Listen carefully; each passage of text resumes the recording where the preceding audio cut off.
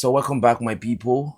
France have officially replied to the situation of the coup d'etat in Mali concerning the DGSE agent that was caught behind, the lines in Mali. A lot of people have been asking, why was it there? What was its mission there? So France has said it was just unfortunate to be at the wrong place at the right time. So they denied that they had any involvement. Okay, I'm not surprised to see this because some hours after the coup d'etat failed, um, official France 24 actually released a statement. France 24 is the mainstream media in the Sahel. So back in the days, actually, but not again. So they actually released a statement alleging that the Malian government denied that there was any foreign involvement in the operation. But ladies and gentlemen, we all know that is not true. And when we look at the record of this particular man, we discover that Vasilia as this is not the first time he has been carrying out espionage, and he has been carrying out covert operation for France. He has done it before in another country in Africa, which we choose not to mention. So, but this time around, the power in place in Mali just has a different game plan entirely, and it has been caught. So, France has denied it, and I don't know. But, ladies and gentlemen, let's listen to what the head of the director of the DGSE in France had to say once upon a time. It seems like these people, they forget that the internet never forgets about the things they've said before. So, ladies and gentlemen, let's watch this video. Et vous savez, une des qualités d'un bon espion, c'est d'être, et je rajoute un adjectif ou un nom, c'est d'être un peu manipulateur, c'est-à-dire amener.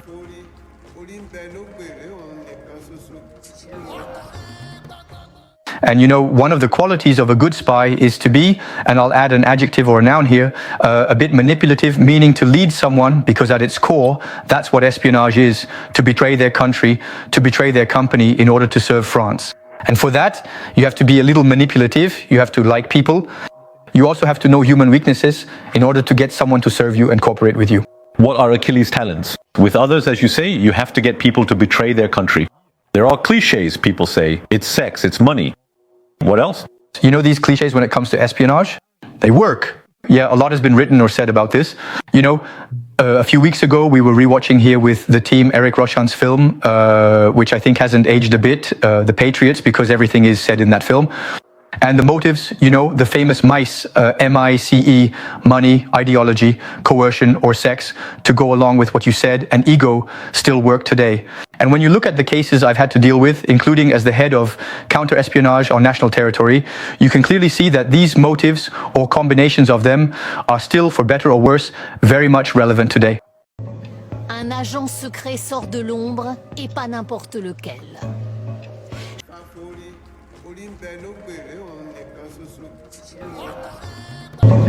A secret agent emerges from the shadows, and not just any agent. Jean-François L'Huillier, former top spy for the French services in Libya. He was stationed in Tripoli for the DGSE during the Arab Spring, just before the fall of Colonel Gaddafi. His ultra-secret mission was very clear at the time. This was a mission assigned to the DGSE by the Elysee. Get Libyan officials to defect so we can turn them against Gaddafi. France, which had previously welcomed the Libyan dictator with great pomp, now wanted his downfall.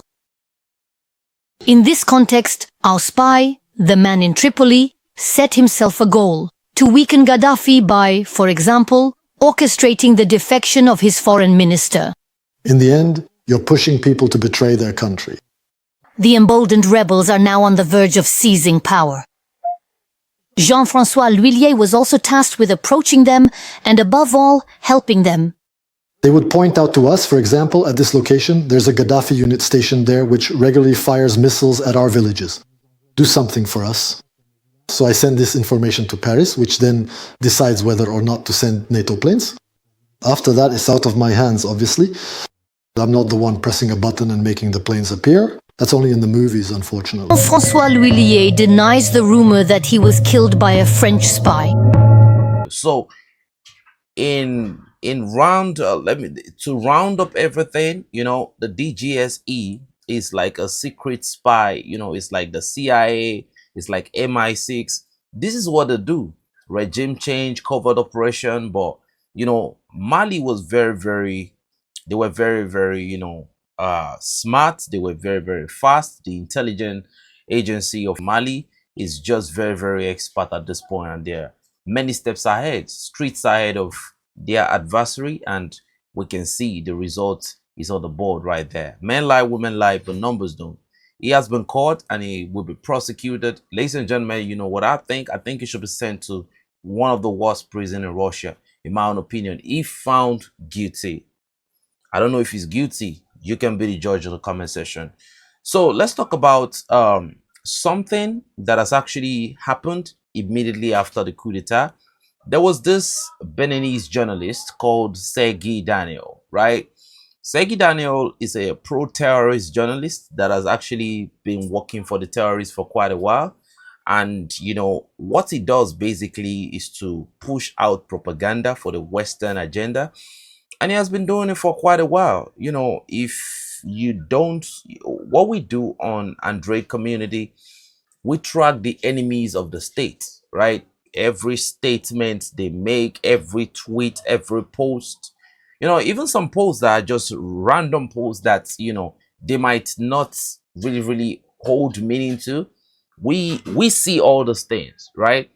That is what my team does. Like, we look at everything, both important and unimportant, and we take note of it such a way that we can quickly articulate things and track whoever we want to track very quickly. So this guy, Sei Daniel, is Beninese and he has dual citizenship, French and Beninese. So what he does basically is that he reports information for terrorists, and a lot of time he tries to undermine the Malian community efforts, and he is equally, communicating. He is very close to some of those previous Malian journalists that were working for their political benefits, and that is what he still does right now. But he's a Beninese, right? Unfortunately for him, he was the one that was actually talking ill about the Malian government before the coup d'etat, right? He was trying to undermine the Malian government, and he was talking about the real generals in Mali. He was talking about the self-acclaimed generals. So we were following the trend, right? Or not before he started talking about a planned coup d'etat, even before there was even before the coup d'etat got into motion. He was talking about, a coup d'etat needs to happen. He was just saying a lot of things, and he said something. He said the Malian government should prepare for what happened in he mentioned a country like Iran or something like that.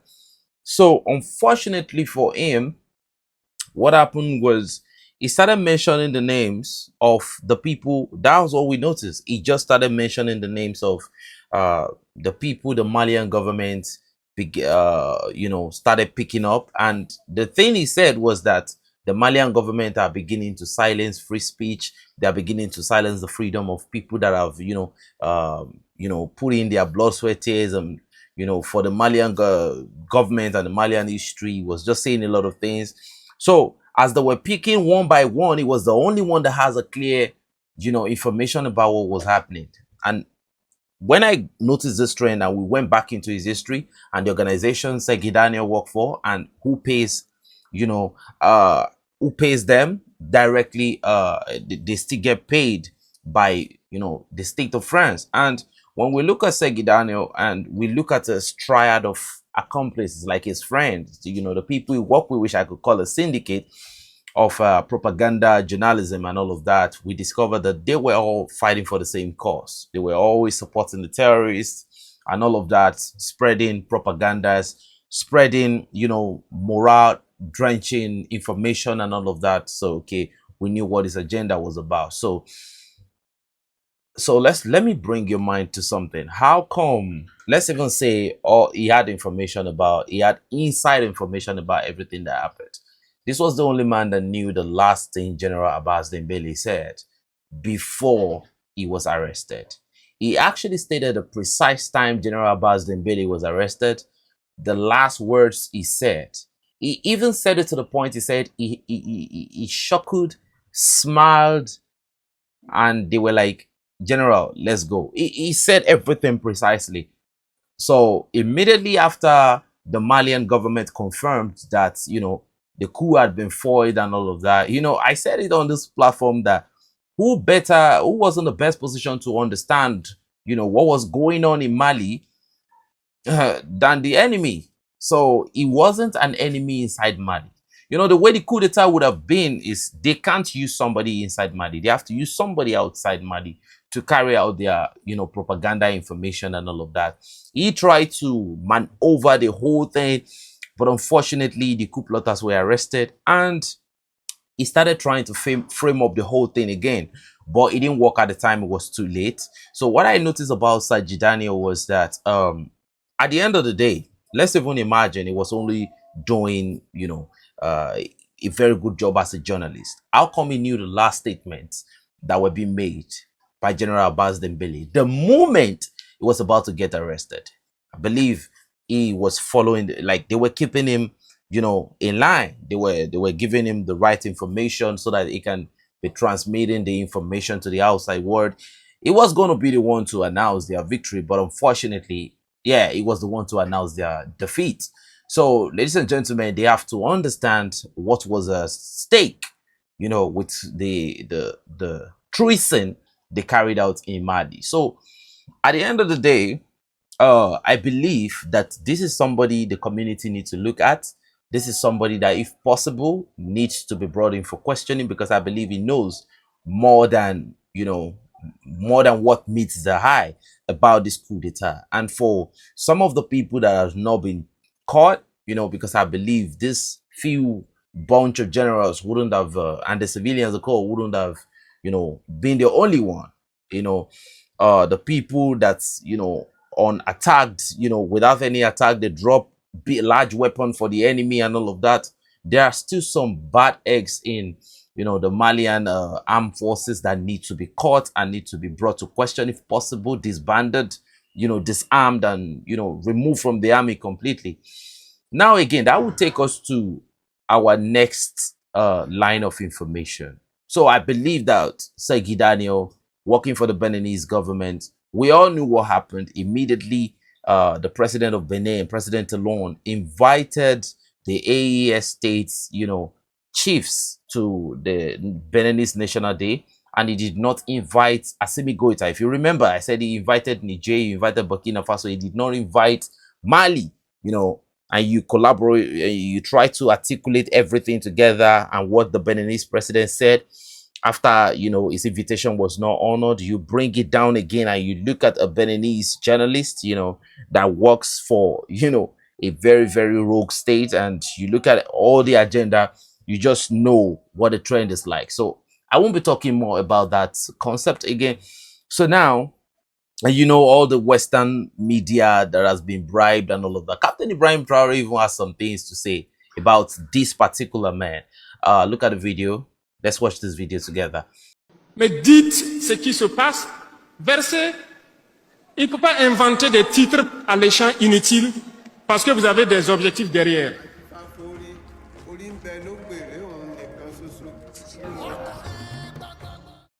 But say what's really happening. You can't just make up flashy, pointless headlines because you have your own agenda. We are going to oppose that. That's not journalism. You need to stop doing that. Second point.